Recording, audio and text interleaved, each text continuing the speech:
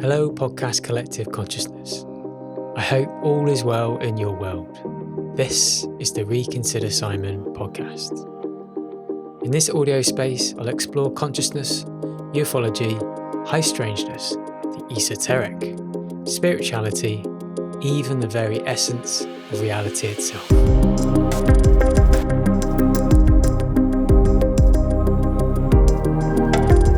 Episode number 6. Geopathic stress, ley lines, grids, and underground water. Hello, welcome. Just continuing on with the series concerning earth energies and the effect on the human body. Today's episode will be looking at geopathic stress as the main focus. It's the main buzzword for this topic.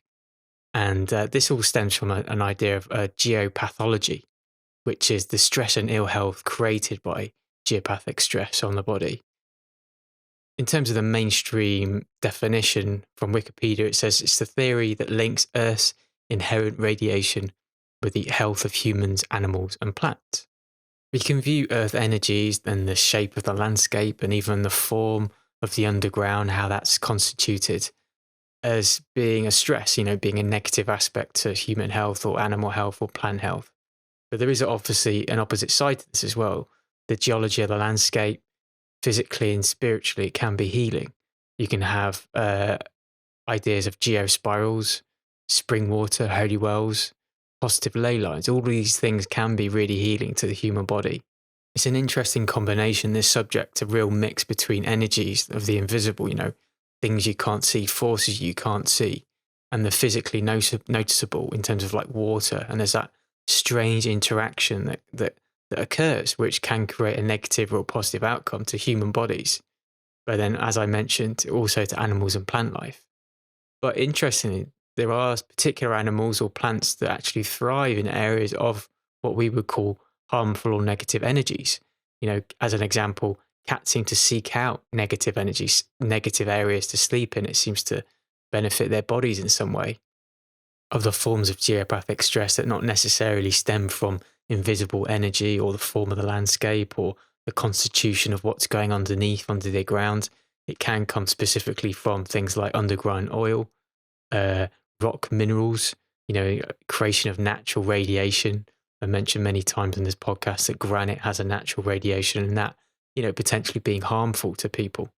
This subject seems to be divided between the two different traditions on this planet. You have the kind of the European tradition, which feels quite recent in terms of some of the knowledge that has started to surface within the collective. But then if you look at more the Far Eastern traditions, they've had more of this in their history. It's more documentation. There's more kind of information out there that's been known about. In terms of the European traditions, the grandfather of this whole geopathic stress movement, it tends to be Gustav von Pol. I hope he's pronouncing his name correctly. But he was researching a Bavarian town called Wilsberg. Again, apologies for the pronunciation. In 1929. And he was looking at a link at Earth radiation and cancer on people. Then we can start to ponder, why is this happening? Obviously, there is this Earth's natural vibration, but in some way it's maybe being distorted by the water courses, the drainage, the geological faults. This physicality may be creating this stress on the human body. Moving our focus over to the Far East in China, there's a lot of documentation, which I'll talk about later, in terms of geopathic stress. And actually it was properly implemented at the time. It defined their building policy, like how they locate buildings was decided on where the geopathic stress was in the landscape, which is completely different to how obviously it's perceived within the mainstream, like Western traditions. So yeah, in terms of like this episode, we're going to be looking at the two sides, the Western understanding of geopathic stress, a little bit of the sort of Far Eastern sort of Chinese cultural ideas of geopathic stress. We're also going to look at potential solutions to your health, like in terms of healing. Like, again, I've mentioned previously before, I'm going through a sort of quite an intense healing journey. And part of that process has been involving me grounding in the garden. So taking my shoes and socks off and actually kind of just connecting with the landscape. And I found a real steady improvement with my health because I've been doing this practice every single day. So I'll be looking into the benefits of grounding and kind of the science behind it as well. And some of the figureheads that kind of discovered some of this, recent burgeoning information. In terms of, where I'm getting this information from, I mean, it's fragments from bits from the internet that I've just discovered and researched, my own experience, some recent books that I've been reading as well, basically informing a lot of this conversation as well.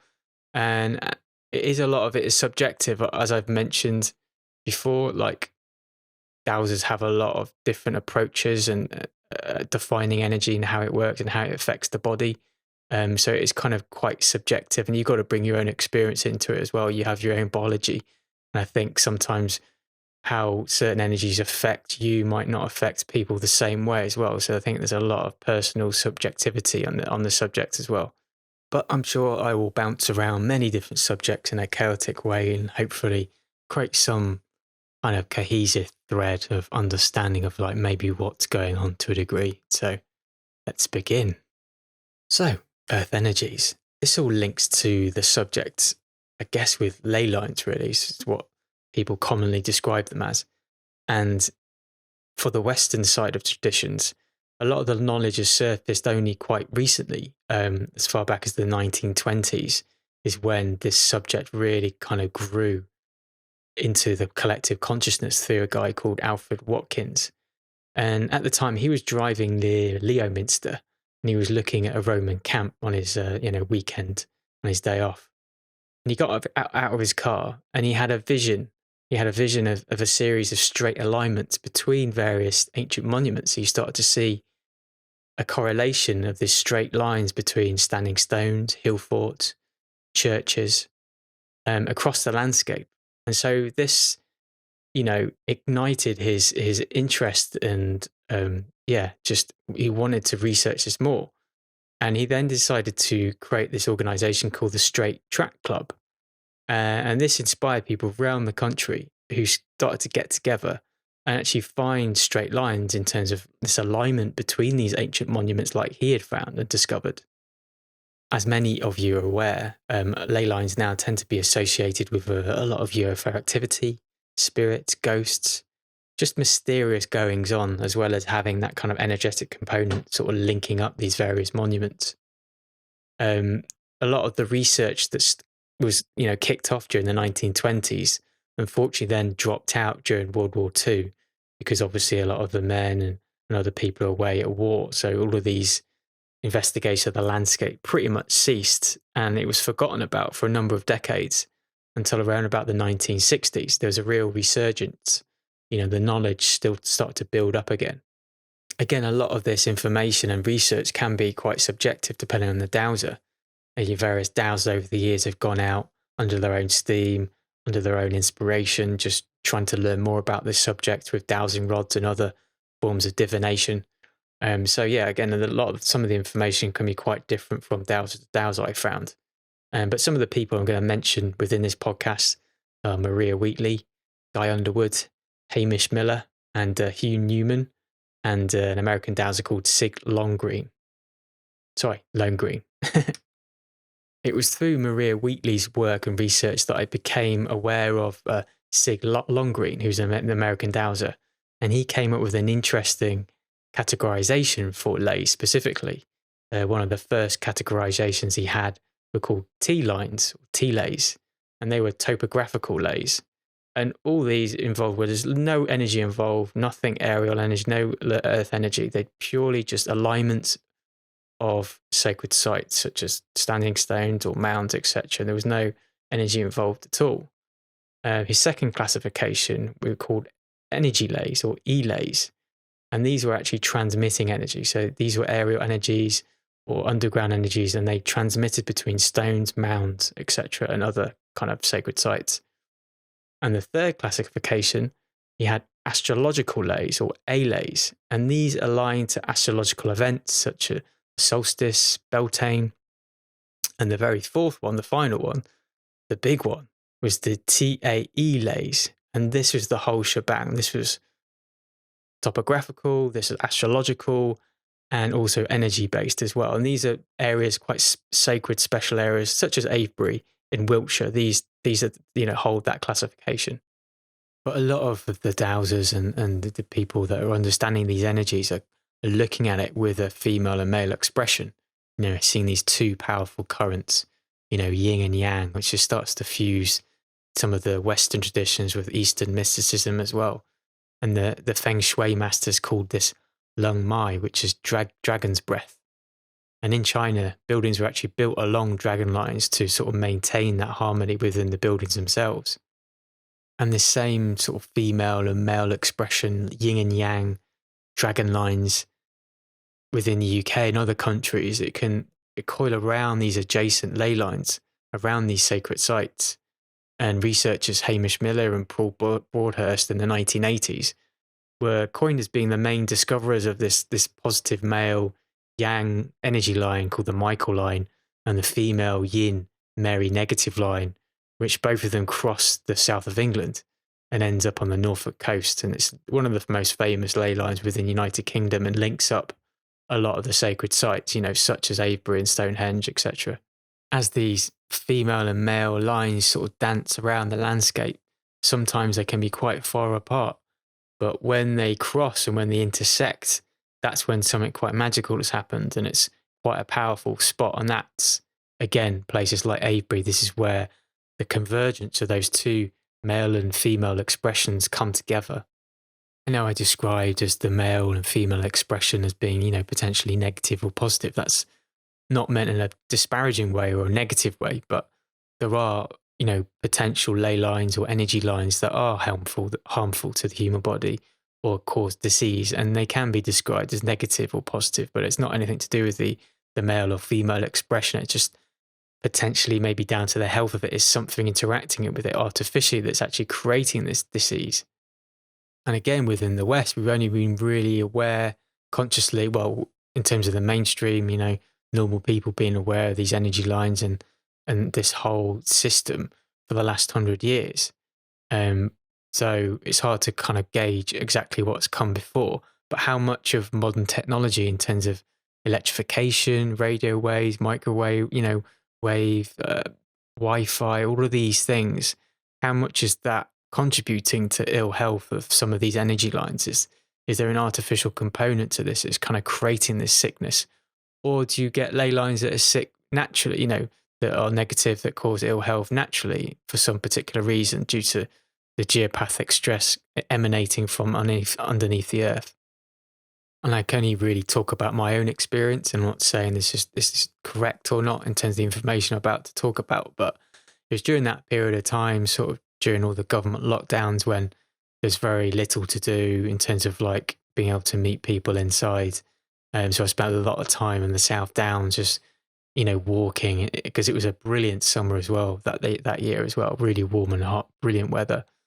So I spent a lot of happy times just exploring the landscape. And one of those adventures, it took me to the Longman of Wilmington, which is again on the South Downs, probably only about half an hour, 3/4 an hour's drive away from Brighton at the time.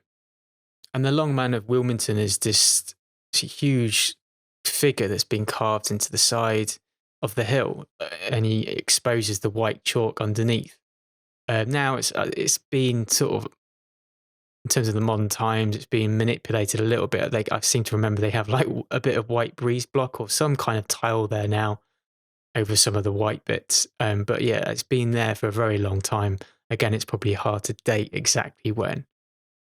But I was very aware on the back of the hill, there's the actual Longman himself on the side of the hill. But if you go right to the top, to the peak of the hill itself, there's a huge earthworks there. There's a tumulus, there's a long barrow, round barrow. So there's a lot of sacred activity going on there. And as I've mentioned before, getting conspiratorial, there is an underground waterworks there as well, which always seems to factor in some of these sacred sites. I don't know why. Maybe I'm just looking too deeply into the subject, but there always seems to be underground waterworks there. And someone quite hilariously graffitied on the side of the building, Illuminati base or something, just playing into that idea.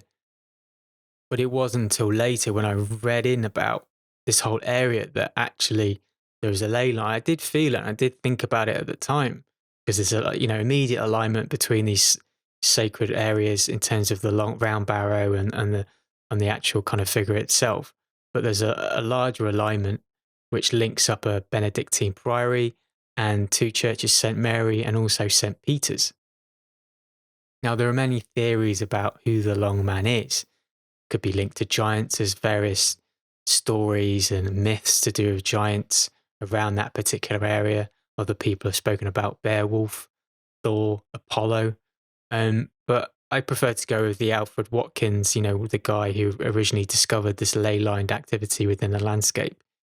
He perceived the long man of Wilmington being a dodman, and the dodman is holding sighting staves. And this is a sort of a very ancient form of ley line hunter, essentially. And these staves were used, they were his tools of divination, essentially. Now, all of these sites are supposed to be, pre-Roman, and there is a lot of the mainstream archaeology sort of says it's a Roman road. But as I've mentioned before, like in Chester, where I am at the moment, they have a lot of Roman roads, but people have said, maybe the Romans were just literally copying the roads that were already there that were put in by civilizations before them. So yeah, again, maybe this road stretches far back beyond Roman times, particularly with all these ancient sites scattered around the landscape itself. But anyway, the day that I went there for the first time, it was a glorious sunny day, like really hot and warm. And I spent a lot of time just like hanging around, just looking around, looking at the view. And then I realized I started to feel quite sick. Like I was lying on the ground. I really started to feel a little bit ill, a bit queasy. And I was like, that's strange, because initially I had a real kind of relaxed feeling about that area. And then I just started to sort of look around, and I noticed actually directly in the same line of sight, there was a huge aerial tower in the distance, right on the same line. And then I just started to theorize later, is this kind of interference, this artificial interference, maybe creating that disease within that energy line itself? And then you can start to ponder, was that randomly placed there, unconsciously? It was just, okay, well, this is a good place to put a radar area, or is there something more nefarious, something more negative, that they actually knew what they were doing? These are just my own theories and experiences, and I'm not saying they're true totally, but just, yeah, it's an interesting thing to think about, considering in terms of the health of ley lines and how it affects human body, and what the effect I was having in that experience. And again, referring back to another personal experience, as I've mentioned before, I was living in a village, Ditchling, which is slightly outside of Brighton. Has its own little church based on a mound. There seems to be a series of churches all in a line, if you look on the map. And initially, I was living in a flat. Right, there's a small roundabout in this village. I was living in a flat just right on the corner, and I loved it there. I was really, really settled. And then, unfortunately, the guy actually owned the place decided he wanted to sell, so I had to move out. And then, luckily, just up the road, there was an apartment, a flat just a few doors up. And I thought, this is synchronistic. This is amazing. It's the same price, and means I don't have to move my stuff too far away. And I'm really liking living in Ditchling as well. So I was really happy to move there. And then I moved in, and again, I was, struggling with my health at the time. And I moved into this new place, and, found it a lot colder than the previous place, which is fine. I can kind of deal with that. But while I was there, I was really feeling the energy. And bearing in mind that this new place I've moved into is directly behind the church. And I was a little bit concerned the fact that this church has a very, very old graveyard as well in the periphery of the church. And I was aware that the energy coming from the cemetery is not particularly great. But, I thought maybe the stars were aligned and this flat was meant for me, so maybe it's going to be fine. So that's kind of why I moved in. And I could really feel the energy of this place in my body itself. And initially, I thought it was positive. But as the months kind of went on, I started to understand that this actually was negative, affecting my health, and my healing journey was being suppressed quite significantly. It was also just draining me full of energy as well. I just had zero energy. And so it was only till I left there to sort of move in with some family to kind of continue on healing that I realized actually how much of this flat had actually been draining my energy. And I guess it's because it's right on this energy line and it's behind the cemetery. And all of these factors are really affecting me quite badly. So I've now had to sort of move all my stuff out of that place, move it into storage until I'm properly better again, completely healed.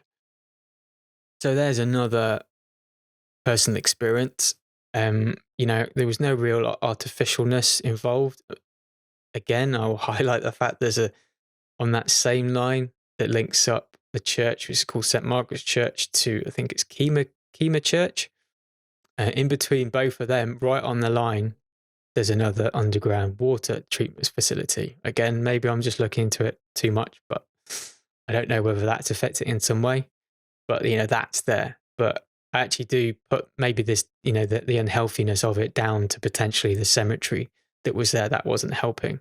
But maybe there are other factors at play that I don't really understand. But I mean, I mentioned it previously before, but a lot of these churches are all built on mounds, so they have the propensity to have been really quite early sacred places for sun worship, potentially.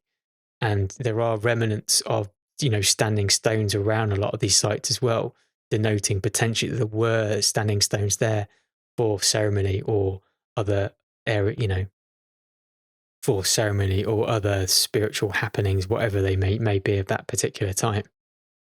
Actually, I just remembered in terms of that first apartment, I did really like living there. And, both of them I really like living there. They're both really lovely places. But the second place, obviously, there was something going on in terms of the energy lines or the energy coming from the cemetery that's actually causing ill health for me. But the first one, it was only recently I had like an epiphany. But although it was good, it was a great place to live. It was a little bit noisy because it was on the main thoroughfare for the village, and it was quite a lot of traffic noise from the bedroom window. So that was a kind of downside. And I did have problems sleeping there. I would actually have quite bad dreams there sometimes and wake up in a real panic, real terror. And this might not be part of your belief system, but I had like some spiritual healing from someone. She was saying that you were being sort of messed around with in your sleep. This is why this was going on. This is a lot of spiritual or spirit activity was going on in this building that was causing you problems. And actually looking back, I was like, yeah, because the only way I could get a good night's sleep, I would actually have to sort of cleanse the area. I'd have loads of little bags. You get those seal up sandwich bags. I'd fill it with a cup of Himalayan salt. I'd basically have two under my pillow and then salt bags all around my bed underneath the duvet.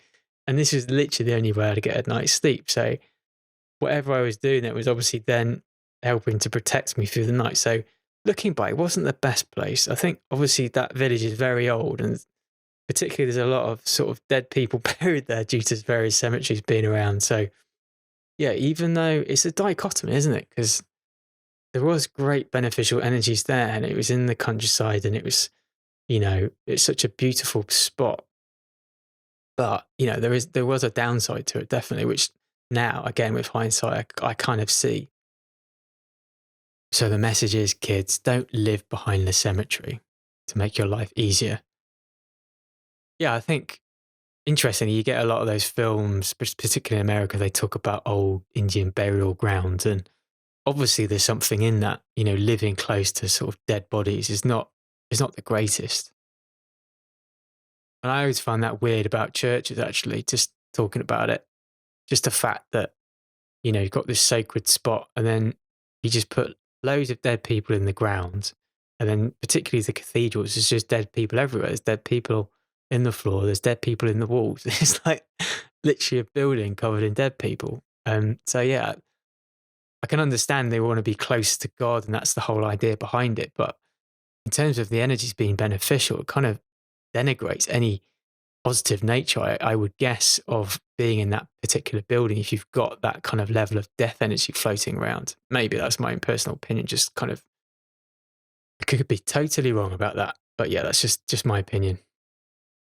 But I mean, I did say that, some dowsers perceive certain ley lines being negative or positive. There is research apparently that in the 1970s they tried to grow mustard seed. They grow a certain amount of mustard seed on a ley line, and they'd grow other mustard seed outside of a ley line. And it appeared that the seed germinated, and their growth was restricted. The ones that are actually planted on the ley line. So wasn't that great for them. So could this then be scaled up? The idea of living close to a ley line, is that good? And you can look at places, perceived as vortexes where you have various energy lines converging, such as Aylesbury, Glastonbury, or the US listeners, Sedona, really powerful, energetic places. And some people say you shouldn't really live there. Again, these are sacred places. You go there for ceremony. you get your benefits, then you kind of leave. But I've heard a lot of stories, particularly with Glastonbury and Avebury, of people's lives just falling apart, them just being kicked out of that area. It's just too much.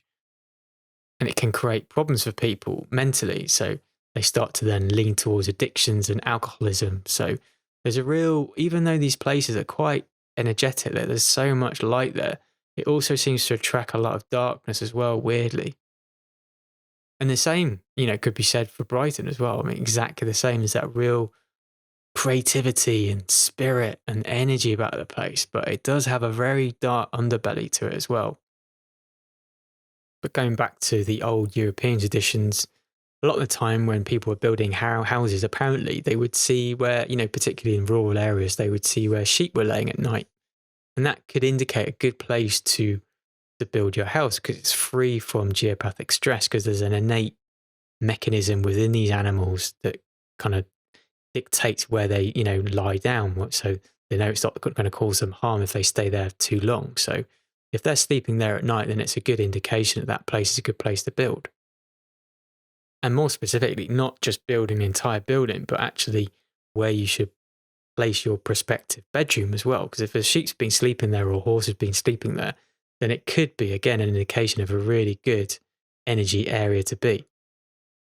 But in terms of that, negative or positive effect of the ley lines on the human body, it can change. It's in constant flux. And these energy places are really affected by various forces such as the full moon, sunspots, like sun activity. This creates more intensification within these energetic areas. Certain weather activity can also trigger certain energies within the lines themselves. In terms of my own personal experience, I guess in terms of the earth energies, I've only been really absorbing and reading about this subject probably over these last, I don't know, not long, sort of 5-6 years maybe. So not a long period of time, but I have been aware of, even before that, at very energetic places. And looking back, one of my first experiences with this idea of energy lines, not really being consciously, could never really describe or understand what was going on. But I remember the very, very first time I went to Glastonbury, and it was actually for the music festival, the Glastonbury Music Festival, massive event. And I went when I was about 17, and it was where various people from the art college I was at the time. And we drove down in my car, and we were able to actually buy a ticket for HMV, this music shop, over the counter for about 60 or 70 quid. Now you could never do that. I mean, the tickets cost hundreds of pounds, and you have to book months and months in advance. It's all done on the internet, and they sell out so quickly. But back then it was a lot easier to kind of get in. Anyways, it's probably one of the first ever excursions I'd been on with friends without, family, essentially. So we drove down to Glastonbury. I remember walking around just feeling a real palpable energy vibration. And at the time, I knew nothing about the energetic, areas of Glastonbury. I knew nothing about that in terms of megaliths and ley lines. It just didn't even enter my consciousness at all, but I was very aware of the energy. I can still feel it. I can still remember that moment. But obviously over the years, especially recent years, I've become more spiritual and more conspiratorial. So I kind of know more about these things. And so, I'm able to experience more in Brighton, and it took me to places because I started to have an understanding of this and I wanted to learn dowsing. Went to places like Wiltshire, and I started to have more experiences. And then returning to Glastonbury, because before I'd never really been to Glastonbury, the town itself, I'd always just been to the music festival. But going to Glastonbury itself, the times I've been there, my heart has just sung. It's just really palpable, really visceral experience. And in terms of an experience beyond this country, the United States, again, I've mentioned it many times before. I've been to California quite a number of times. I remember I'd flown in, and then we were going to visit family. I'd gone with my family as well. We were staying in a motel quite close to LAX, the airport. And it was just, cheap hotel. It was nice. It was fine. We stayed the night there. And the idea was then to drive to see family in Palm Springs. And I remember I was just doing my spiritual practice in the morning the next day, and I could feel, this area was just quite run down, very industrial looking, not particularly attractive, but I could just feel the energy pulsating from the land as I was meditating. I was doing various Qigong exercise. It was really, really powerful. I always remember it. And I have no idea what was creating that powerful energy experience in this motel in California. I guess I know there's a lot of underground water under the desert, vast areas of water, which some people perceive as being what's called yin water, spring water, highly oxygenated water, very, very different to rainwater. So maybe this is what's affecting it. But anyway, this kind of brings us on to the next topic of geopathic stress and earth energies in terms of how water affects this. Now, again, this tends to be a subjective thing. I was taught by Maria Reeton, she's a really big advocate for having two types of water. You have a male expression, you have a female expression. The male being the yang and the female being the yin. And for the yang, that would be rainwater. And rainwater could have fallen thousands of years ago. So the time scale is kind of could be anything. It could be thousands of years again, or it could be as recent as today. That's how they define yang water. But then you get the female expression, which is yin.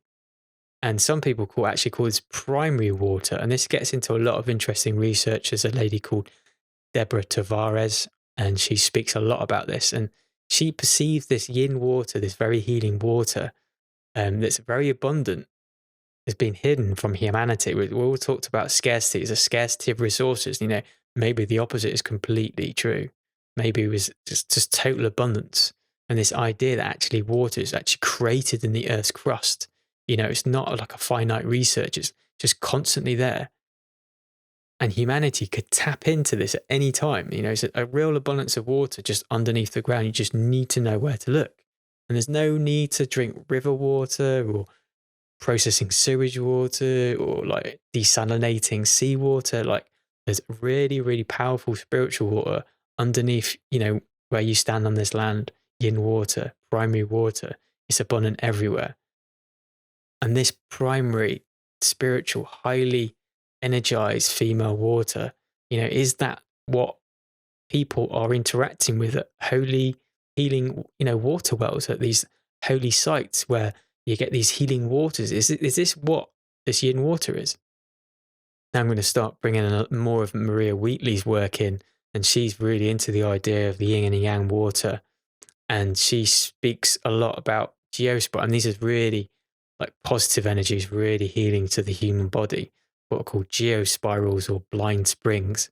Apparently in America, they call them water domes. But it creates this very harmonic surface pattern on the earth, like a spiral. This is due to high pressure. The water just can't permeate through rock strata. It's just impermeable. So it just domes up and starts to escape through various fissures within the landscape itself. And this creates this energetic pattern. I don't know how, but apparently according to her, it creates this energetic pattern. It's a geospiral. She claims that Stonehenge, on the altar stone underneath, there's this 7-coil spiral. This geospiral is found directly underneath the stone. And, this same mechanism can be found at other stone circles, across the world. Long barrels, dolmens, cairns, Irish towers. I spoke about that recently as well. Pyramids, medicine wheels. Also, you get solitary stones a lot in Scotland, and she claims that this marks the spot of some of these blind springs themselves. It marks this really energetic, really healing place to be. Maria also mentions that a lot of these geospirals can be found in a lot of European churches and cathedrals, and is actually set underneath the altar. That's the specific place where these geospirals are found, and is probably why the churches and cathedrals are actually positioned there, because, again, these were ancient sacred sites that span way before Christianity. But this healing spring water, this yin water, can be found really around the UK. And a lot of the times it's been forgotten about, and this is the same around the world. This primary water, this miracle healing water, can be found in countries like France, Mexico, Germany, and India. And what happens, you get large numbers of people flocking to these places for healing, for spiritual advancement, in terms of the science and the scientific understanding, like how people, trying to explain some of these ideas of like healing and what happens at these places with these waters. Some people have theorized it actually has dissolved hydrogen gas within the water itself. And it's either the molecular hydrogen reacts due to the alkali earth, metals and this combination kind of creating that hydrogen gas, or it's actually from gas produced from bacteria or either algae as well. Some of the famous locations around the world for these healing waters, there's one at Lourdes in France, a fountain there was discovered in 1958 by a 14-year-old girl called Bernadette. And she had a vision. She had a vision of Mother Mary, who appeared in a shallow cave. And the vision told her that a church should be built on this space in its position, and people will visit the hill at these sacred waters, these sacred wells. And that apparently is what happened. This church was built and it became this sacred site, this sacred area of spring water, and people had these miraculous healings, these cures. Moving on to another location, Nordenau Fountain in Germany, and this is placed 100 kilometers east of Dusseldorf. And again, it's pure waters, yin water, healing waters, discovered in a cave, which is apparently as a disused slate mine. And an old woman who's blind in one eye just covered her eye with this water, and then miraculously she regained sight. And so this created this whole culture of people again visiting this fountain to get healing, and it apparently healed various ailments. An ex-miner, healed his back problems. There's a whole list of them. This is just a couple of sacred places. Obviously, the whole world is scattered with stories like this, so it's not unique to these European countries. So yeah, I mean, there's obviously evidence there. There's situations there of people healing through these waters for some reason. But these are the positive stories. These are the miraculous healings through this female expression of the waters, which is yin water. What about the negative? And this all then surrounds the idea of yang water, the male expression of water. And again, this is water that has fallen, 100 years ago, thousands of years ago, or as recent as today. So, broad time span. But a dowser called Alf Riggs, he did a lot of discovery and research into this particular area and looked into the causes of ME. And he found a lot of the negative health implications came from this underground yang male expression water. I will link some of this research in the description so you can kind of read deeper into it, because it is quite technical and quite scientific. So yeah, I'll leave you to do that on your own time. Further research into this area was looked at by Guy Underwood, and he was a British geophysicist and also dowser. And he discovered it was his idea that underground streams that actually cross at right angles can produce severe geopathic stress, severe ill health, and long-term exposure can create serious illness. And even short-term can cause things like depression and just really, really low mood. In terms of the shape and the form of these energies that are creating this geopathic stress that stems from this underground water, it creates this reversed circle he described, like an outward spiral. And interestingly, there's a correlation between some of our ancestors. That outward spiral actually represented a lack of spiritual protection. So there was a strange correlation between the two. And according to Maria Wheatley, some of the things she said, that actually places of execution were actually situated above some of these places of geopathic stress. The gallows in Tower Hill, London, she claims is actually placed above this area of geopathic stress. And also what are called blind houses, which I'd never heard of before, but they were essentially for condemned people or prisoners. And again, they were essentially buildings with no real windows there at all. They were just on purpose there to create as much disease and as much depression and ill health as possible, because they were for these condemned people, these prisoners, as part of their punishment. But they were placed structurally right above these very toxic positions where you had this very toxic energy emanating from underneath due to the geopathic stress, again, from the yang water itself. When you look into a lot of the research to do with geopathic stress, there's a hell of a lot of information coming from places, countries like Germany and Russia. They seem to have a really open mind to these concepts in terms of geopathic stress and earth energies and how it affects the human body. As I mentioned at the beginning of the podcast, in South Germany in the 1930s, the proposed grandfather of a geopathic stress, Baron Gustav von Pohl. Again, sorry if I messed that name up, but he located around about 54 homes where people had actually died of cancer in this particular town. He was able to map the sites, and he could mapped the detrimental energies within the landscape, and that correlated with some of the homes of these people that actually died of cancer. And even more fascinating, he was able to pinpoint the real, points of extreme geopathic stress and where it located with these people's bedrooms. And that actually he was able to then pinpoint where the cancer was in the body due to where their bed was placed within the landscape.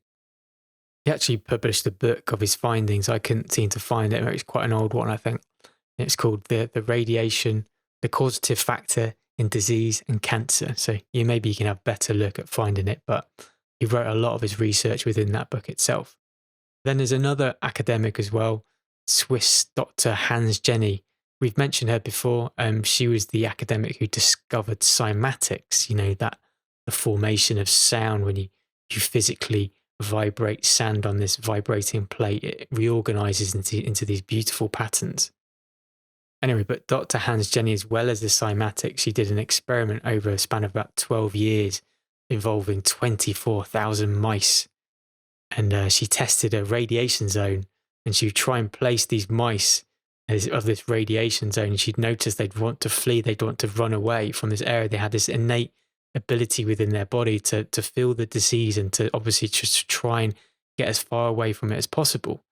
But she made them forcefully to live within this radiation zone. And what she discovered, it created lower birth rates and also higher infant mortality across the mice over the various generations. There's a real measurable effect. Then again, back in Germany in the 1960s, Heidelberg University and Technical University in Munich did a comparative study of a house in Neckar Valley. And apparently this house had 3 generations who had all died of stomach cancer. And they brought along with them, these academics, various instruments and were able to measure the intersection of an underground watercourse and a geological fracture underneath the ground. And they actually tested mice in wooden cages over this area of geopathic stress that was underneath the house. And they found that the mice became a lot more restless, a lot more violent. Their behavior was really deeply affected. I mean, all of this begs the question, what is going on, scientifically? And apparently some physicists, engineers have theorized that neutron radiation, which is generated deep within the Earth, rises up and interacts with the Earth's magnetic field. So maybe this is kind of part of what's causing this disease, this geopathic stress. Moving over to Russia, some of the scientists there from the Institute of Hygiene and Occupational Disease, they talked about there was a dangerous presence of microwave radiation coming from some of these underground watercourses. And also they claim that some of the sites show ionization changes, acoustic anomalies, and gamma radiation. And this all, according to them, decreases the geomagnetic field intensity. What can make this problem even worse when you have this junction of water veins? A serious problem can be created when this energy is then emanating through radioactive rock, like granite. And they were able to use really super sensitive measuring devices to measure this radiation right above the water veins in the Earth. Because what caught my eye about some of this research, especially in terms of affecting, the geomagnetic field, the geomagnetic field covers the entire Earth and it protects us from cosmic energies. Now, there's a correlation between some of these geopathic stresses and energy lines with high strangeness, like ghost activities, etc. And what I find really interesting is that, again, with this reduction in the geomagnetic field, some people have theorized that some of these places like Skinwalker Ranch or other areas where you get a lot of high strangeness in terms of UFO activity and, what they deem as skinwalkers, these weird interdimensional entities which are able to phase in and out of reality, these dog men with bright red eyes and, a whole host of really strange activity. And I was listening to a talk by a researcher called Linda Moulton Howe. She's done a lot of research into high strangeness. And she was talking to apparently an insider, and they were discussing how areas where it has really low destabilized magnetic fields, geomagnetic fields, where you get this high strangeness. So it kind of correlates this between all these things in terms of geopathic stress and the sort of the magnetic field being affected, and also this linked to the high strangeness aspect as well. Another researcher, again European, this is before World War II, called Pierre Cody. He was a French engineer, and he found a link between ionizing radiation and cancer, and was actually able to measure it using an electrometer. And he found regular disturbances of energy underneath beds of 7,000 cancer sufferers. And he found radiation levels were 10 times higher than normal beds. So this is why it's kind of creating that disease, creating that cancer within the human body. And he also found it doesn't matter that you're maybe sleeping on the ground floor. This energy rises up at great heights. So you can be on the first or second floor and you're still getting a real hit of quite negative energy to your body. So what are the solutions to this? I mean, obviously, this is a regular thing. Doesn't matter where you are. There is geopathic stress, and it causes people disease. It causes cancer. It causes a whole host of conditions as well. Again, I've mentioned before, there's a lady called Judy Jack I've been quite interested in. I bought various, I haven't read all of them yet, but she's got a lot of books to do with geopathic stress and earth energies in the human body. And she was just relaying, I just dipped into one of her books, for the purpose of this podcast. And she was talking about how she had a house and she started to understand that she had quite severely bad geopathic stress coming from underground water. And her friend gave her a solution to how to mitigate this. And she advised to bury calcium ascorbate in a jar and bury it on the line of the watercourse itself. And Judy Jacker claims that it rectified the problem. She found that a couple of years later, she had to dig it up, and she noticed that it's like basically vitamin C, but this was able to mitigate some of the harmful energies. But she had to replenish it, had to replace it, to put more of this calcium back into the jar and then bury it in the ground again. According to her, it worked. I have no idea if it does, but this is what she claimed. But into more of a technical way, scientific way, a mainstream way approach to this, how do you mitigate against some of this geopathic stress? A German professor, K.E. Lotz, and he came from a technical university, and he wrote a book called Want to Live Healthily. Again, I couldn't really find this book, but apparently he wrote it. Maybe it was quite a while ago. But he was able to measure the students' skin resistance when they stood over some of this unhealthy underground water. And again, this just indicated disturbances in their body, some of this ill health that it was creating. So his solution, he developed, he created what was called an interference Doppler transmitter. I hope I said that right. But he would use it over such as some of these geopathic stresses, these sites. And according to him, it overrides this microwave radiation. He saw it as microwave radiation. That was what was creating these cancers, this disease. And this device kind of mitigated these effects and re-established a normal background radiation within the field of the area. But on the flip side, a lot of these energies we've been discussing have an obvious effect on the human body negatively. But there are certain animals that seem to seek out these energies, that they seem to thrive in. This is only through my reading that people are saying that ants are attracted by these energies. They like to build their nests in these negative areas.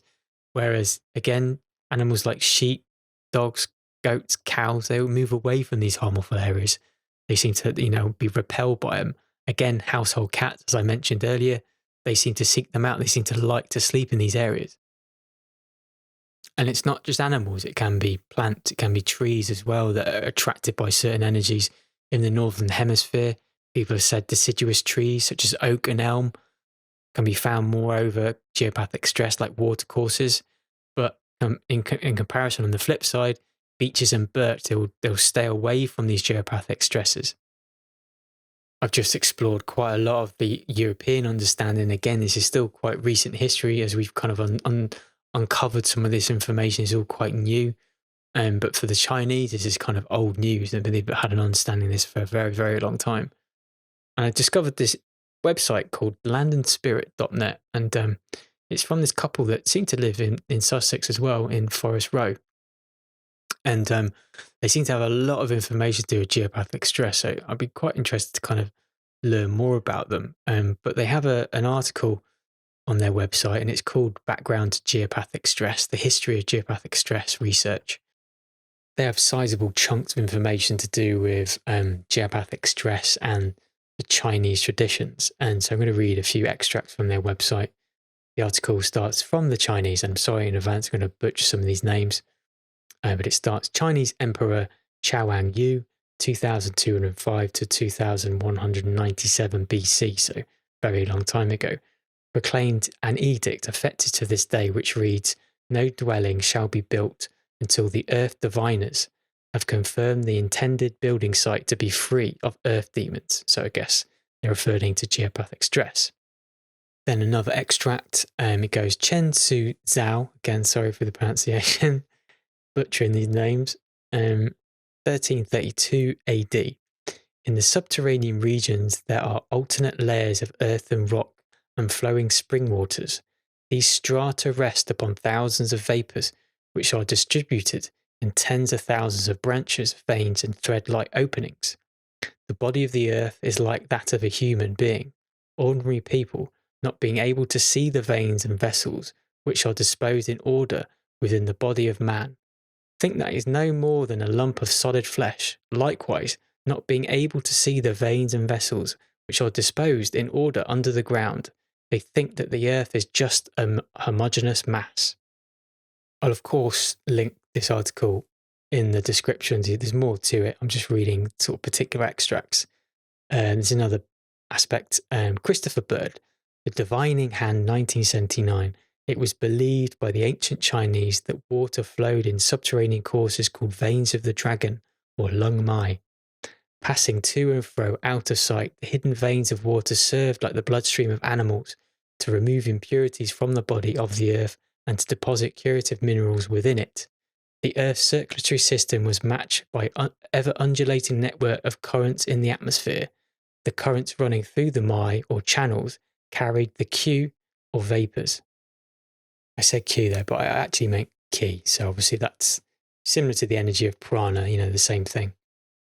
So there you go. I mean, it's a really good encapsulation. I think that Chinese had a really deep understanding to geopathic stress, and it correlates a lot with what European, researchers have been looking into as well.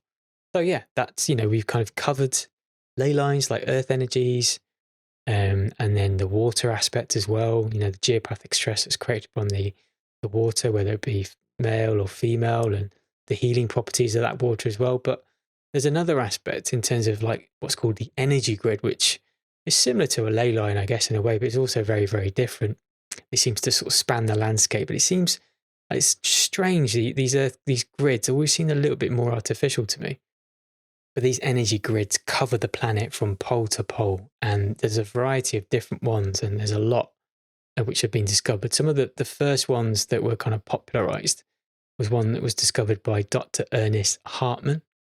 The second one's quite well known, from Dr. Manfred Curry.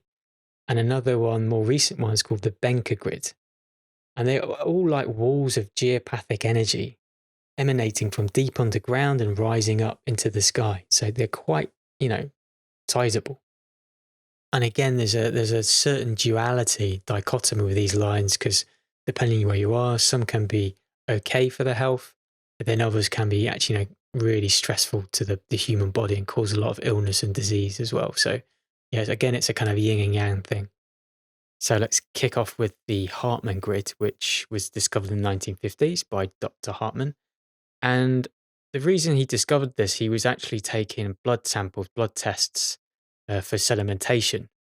And he found that it varied depending on where the blood samples were actually taken in terms of where the patient was physically stood within a particular room, within a physical space.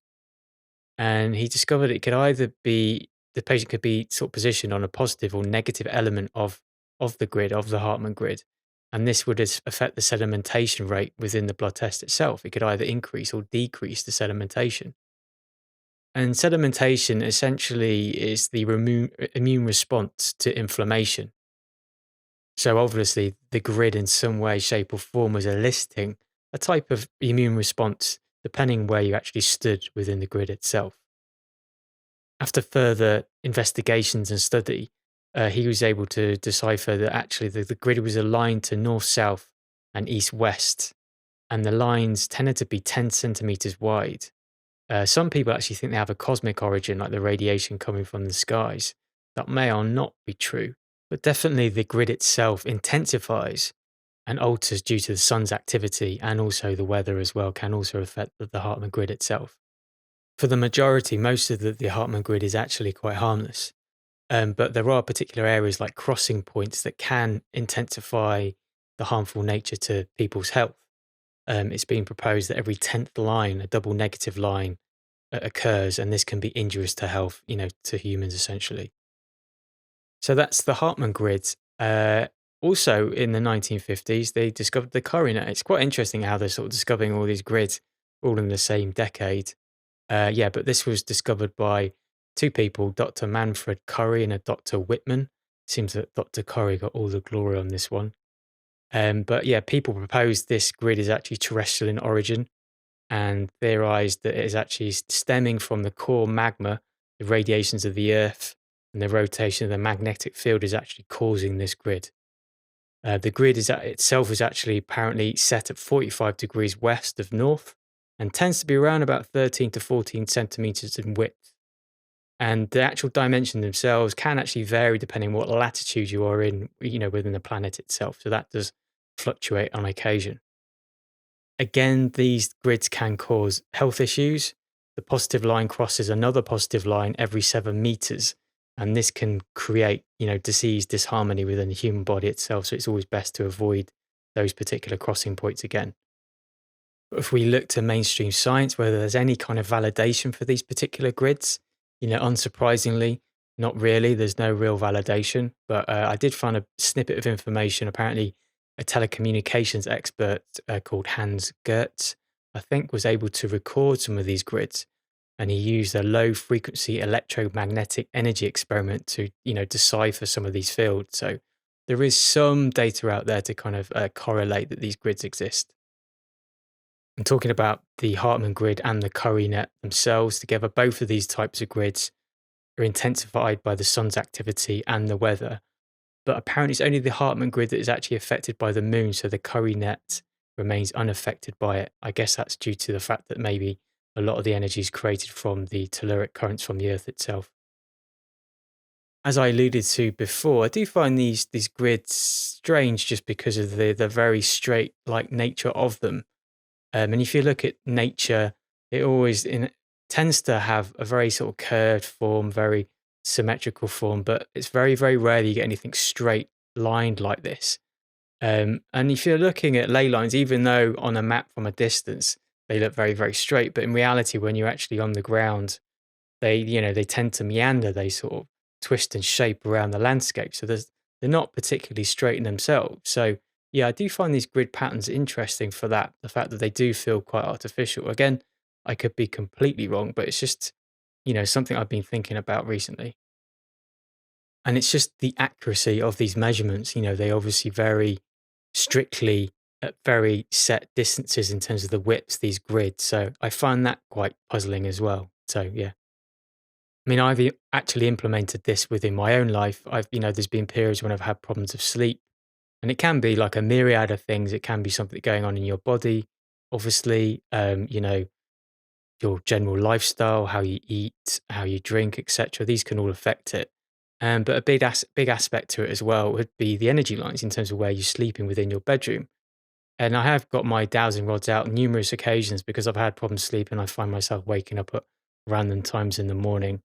And so I found it pretty helpful getting my dowsing rods out, finding where these Curry lines are and the Hartmann grids are, and then trying to adjust my bed and my sleeping position accordingly, just so I'm not, my main torso is not kind of lying on one of these lines. I mean, let's be honest, the width of the lines are actually quite short. So inevitably your bed is going to be lying on these lines. There's no way you can avoid that. But if you have a preferred sleeping position, then it's good to try and sort of position the bed so it is you're sleeping in between these lines. You're not directly on one of these grid patterns. And what I found quite interesting, it makes sense to me. People have said that your body will naturally shift away from these lines when you're sleeping. So if you do have a favorite side of the bed, this could denote that your body's avoiding naturally some of these grid lines, just so you don't get disease, you don't get disharmony in your body itself. And it's not just where you sleep, obviously where you sleep, depending on how many hours, maybe you sleep 6, 8, 9 hours. Obviously, it's quite a big part of your day in one particular position in your house or your flat or wherever. But it can also be where you work as well. I mean, if you work in an office building, you're probably quite restrictive in terms of like where you can sit. But if you're lucky enough to work from home, obviously you can organize your home working environment, and you can do the same test with dowsing rods or pendulums as well. You can try and find out where some of these energy lines are, and then position your desk and chair accordingly so you're avoiding them. And then in my last flat, again, where I spoke about in terms of, realizing there was quite a harmful ley line or some form of energy line going through my house, and it was literally going directly through the desk that I was sat at.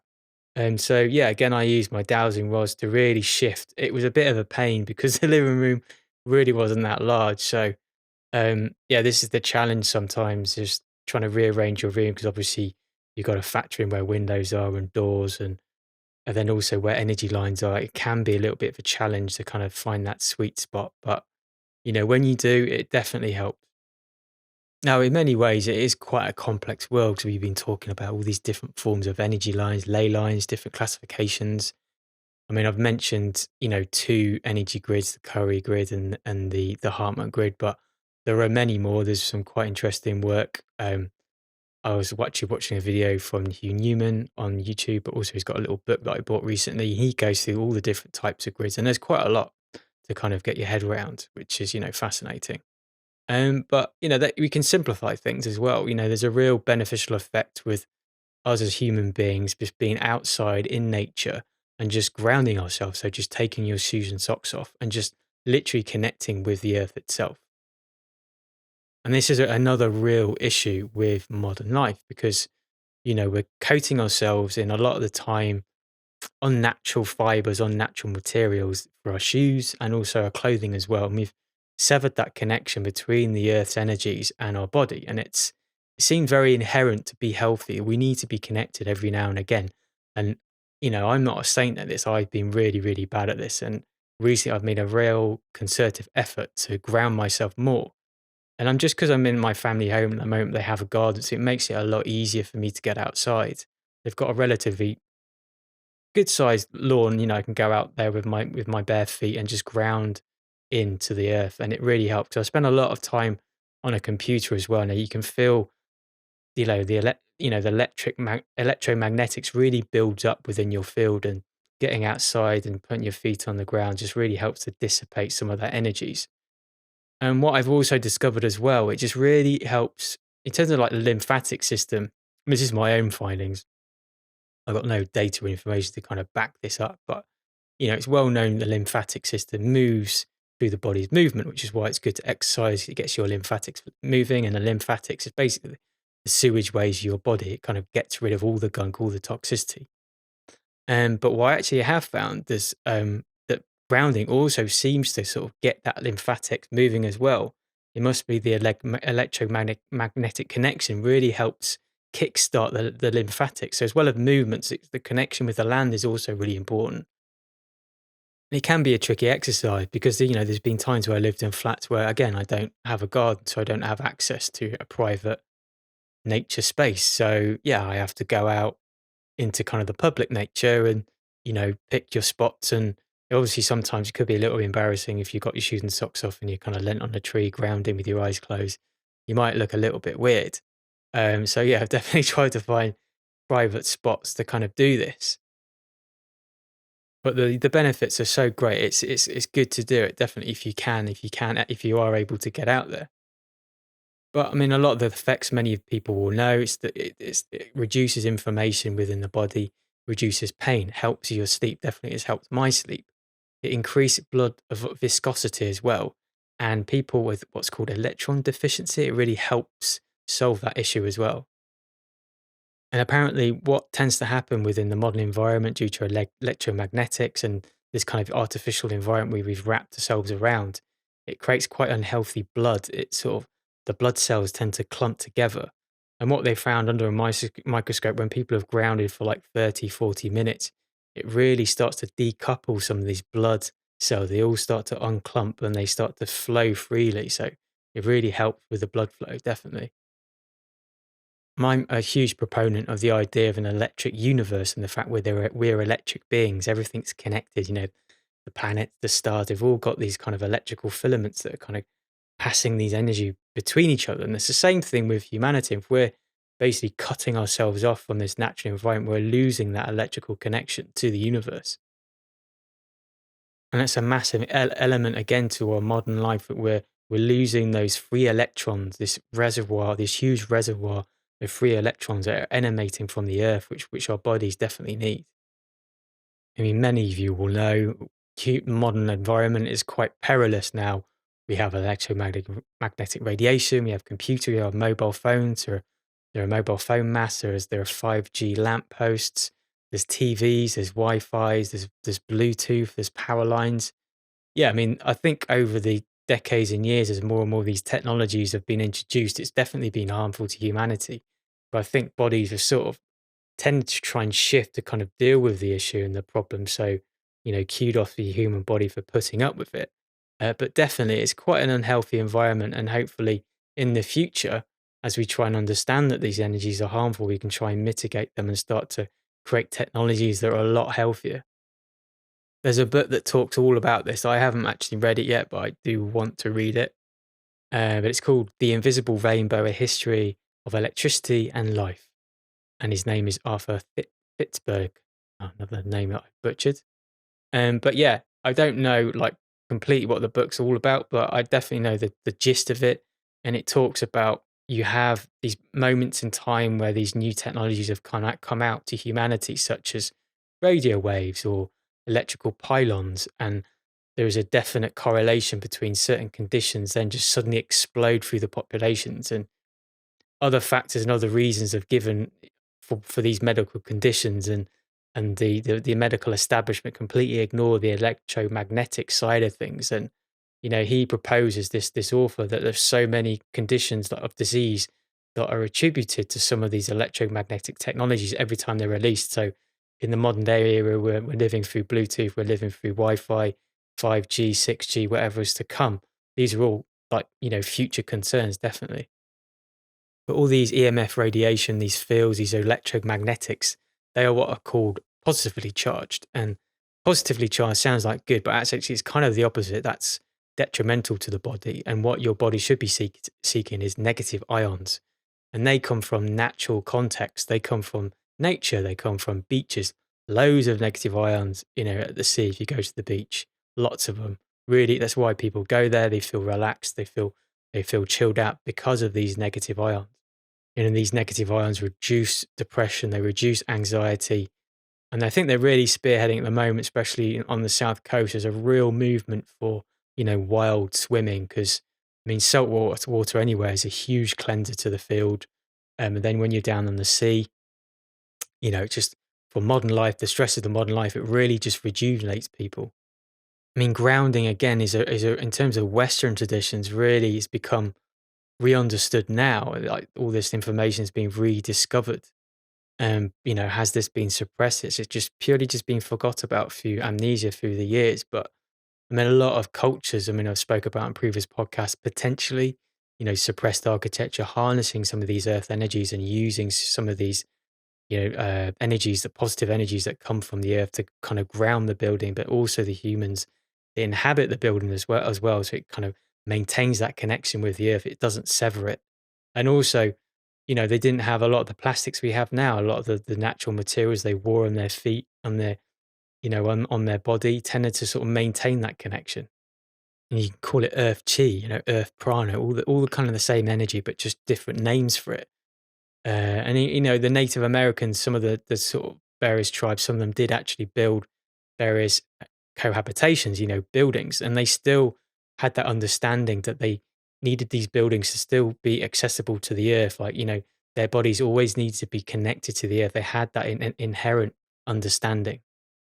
But in terms of some of the Western cultures, figureheads that have really revitalized and started to spur on research into this area of grounding and the results of it, one of the first people, again, looking at Germany, a naturopath called Adolf Just.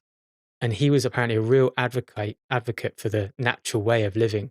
He proposed that everyone should be eating organic foods. I mean, this is just kind of obvious stuff, but back then it was obviously quite revolutionary. Fresh air, sunlight, exercise, as well as walking barefoot in nature. He he proposed all of these things for natural, healthy living. But after doing a little bit more research into the subject, I actually discovered there's an individual called Clint Oberman. He's an American guy, and he's perceived as being the modern, again, father of grounding. And he had an original career actually as a grounding systems expert in the cable television industry in America. And he started to research grounding as a human benefit, as benefit to people's health, because he had understanding that to get apparently a good TV reception, the electrical signal needed to be grounded for it to work. And so he started to theorize, is this the same for humans? In order to increase our signal, enable to increase our health and humanity, do we actually need to be connected directly to the ground? So it's through his understanding and the benefits of grounding that he founded an organization called Earth FX Inc. And it's specifically set up to kind of research and development within the ideas of grounding and creating technologies. And he's patented a lot of technologies to do with the system itself. And I mean, I employ it a lot. I've bought myself, numerous grounding blankets for my bed, and then also grounding pillows, grounding mat for my desk. It's important to say it's not as good as the real thing, because you buy these grounding blankets, and essentially you plug it into your plug, into your electrical plug, and obviously your electrical plugs are grounded.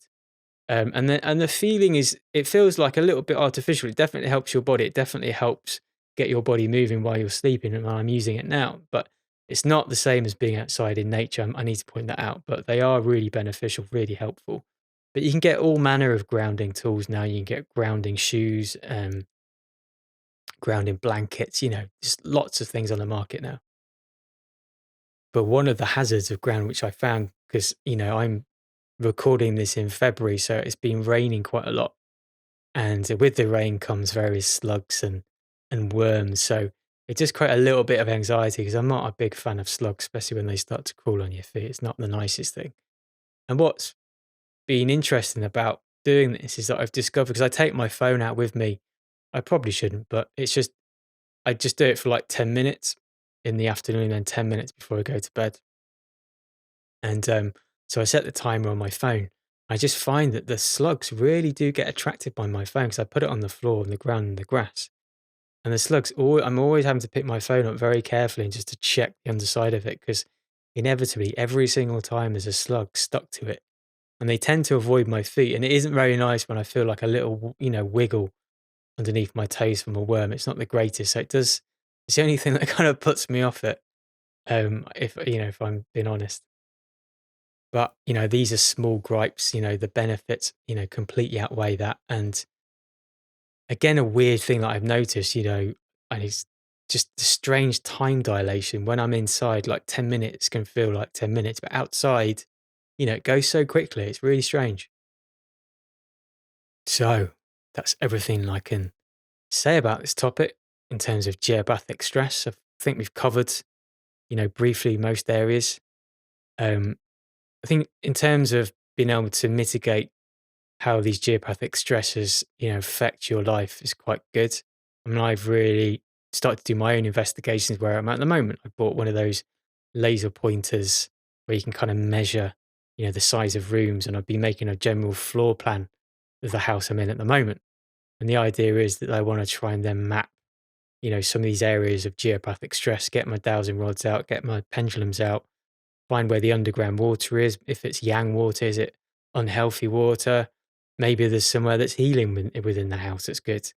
Definitely discover where these grids are in terms of the Hartman grid, the Curry grid, and just, note it down on a paper, actually on a floor plan, just so you know. And then maybe you can then position your bed and your desk and your sofa in various positions to kind of, if you're going to spend, seriously long periods of time there, where it's good to sort of find a sweet spot in your house where you're not being affected by these energies. So that's enormously empowering. But in terms of the electromagnetics, it is quite hard to avoid them. And so you can be living in quite restricted living conditions as well. And, this is what I found. This is why I keep bouncing around different places, because I just feel like I'm so sensitive to energy. It's quite hard for me to find somewhere when my body actually likes. It is quite daunting, really, you stacking up all these various energies and harmful things and how it can affect your body. It can be a little bit overwhelming. But knowledge is power, and hopefully, as a species, we can move forward. We can start to understand these ideas can start to percolate into this collective consciousness, and maybe we can start to build habitations and cities and towns and dwellings and communities that take in these energies like they did in ancient China. The kind of the rulers of the time understood this, and they started to implement public uh, servants to kind of help people to decide where some of these dwellings should go, so it wasn't causing them harm. But referring back to the website Land and Spirit that I recently found, there's a nice little conclusion to do with geopathic stress and actually how important it is. And it goes like this: it says, how many lives could have been saved and how much suffering could have been avoided if the understanding of the importance of the influence of geopathic stress upon life on Earth was more widely recognized. And I think that sums it up, like how important it is. So there you go. Something to ponder, dwell on, think about, test in your own life when you have time. As always, it's been really great talking to you. You can catch me on reconsidersimon.com. I'm also on various video platforms. I'm on YouTube, I'm on Rumble, I'm on Odyssey and BitChute. And you can find me on all the major podcast platforms as well. I've been Reconsider Simon, and have a good morning, night, or afternoon, wherever you are in the world. Thank you very much. Take care.